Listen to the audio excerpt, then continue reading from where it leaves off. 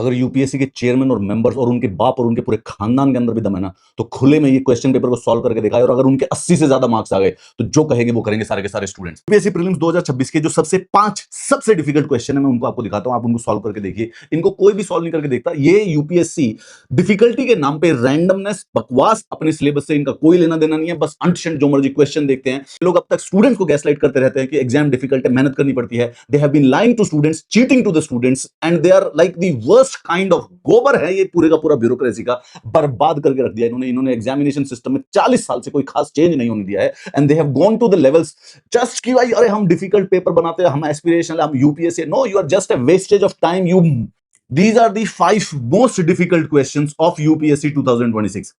International conventions में India ने कौन सी रेटिफाई नहीं की है? Employment policy convention, abolition of force labour convention, blah blah blah blah blah blah blah, Geneva convention relative to protection of civilian persons and convention on the reduction of the statelessness. 5। उसके बाद आपको इसमें से option चुनना है, कौन सा है कौन सा नहीं है। ये मैं नहीं कह रहा हूं कि ये डिफिकल्ट है, इसको मैंने जेमिनाई, जीपीटी और क्लाउड में डाला तो वो बोले सर ये one of the most difficult सबसे क्वेश्चन है।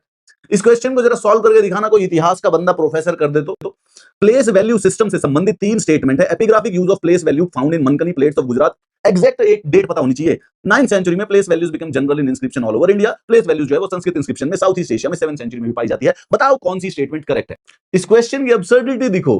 ब्यूरो ऑफ इंडियन स्टैंडर्ड्स ने एक नेशनल स्टैंडर्ड इंट्रोड्यूस किया है बॉम्ब डिस्पोजल सिस्टम को असेस करने का। बताओ कौन सा करेक्ट है स्टेटमेंट। ये नया स्टैंडर्ड भाई कहां, इट विल इंप्रूव इंटरऑपरेबिलिटी। ये टीबीआरएल डीआरडीओ ने 30वीं central scientific research institute Russia से कोलैबोरेट किया है। ये करंट अफेयर का क्वेश्चन है। ये नॉलेज टेस्ट नहीं कर रहा है, ये सिर्फ और सिर्फ लोगों की, बिहार के बच्चों की, झारखंड के बच्चों की, मध्य प्रदेश के बच्चों की जिंदगी बर्बाद करने के लिए क्वेश्चन पेपर बना है। Look at the goddamn absurdity of the stupid questions. किसी भी यूपीएससी के चेयरमैन के या उनके एग्जामिनर के बस की हो ये पेपर ओपन में सॉल्व करके दिखाओ तुम सामने। 80 नंबर से ऊपर लेके आएगा तो मान जाएंगे तुमको। एक्स यूके में पैदा हुआ था, नोबेल प्राइज मिला उसको, लेकिन जब अनाउंस हुआ था तो वो अमेरिका में प्रोफेसर था।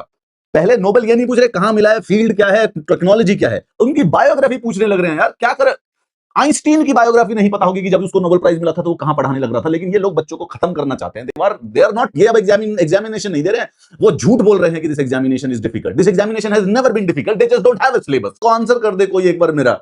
निरंतर national institute la la la la la la correct. और फिर भाई 4 स्टेटमेंट। और ये क्वेश्चन आपको पता है, ये वाला क्वेश्चन जो है, क्योंकि इस पेपर के अंदर 100 क्वेश्चंस होते हैं और 120 मिनट का समय होता है, तो अप्रोक्सीमेटली 1 मिनट 20 सेकंड मिलेंगे इसको सॉल्व करने के लिए। ये पढ़ा नहीं जा रहा है भाई, तो 1 मिनट 20 सेकंड के अंदर अंदर इसको बच्चा सॉल्व कैसे करेगा। UPSC is the stupidest. एक तो इंस्टाग्राम यूट्यूब पे गाली नहीं दे सकते यार।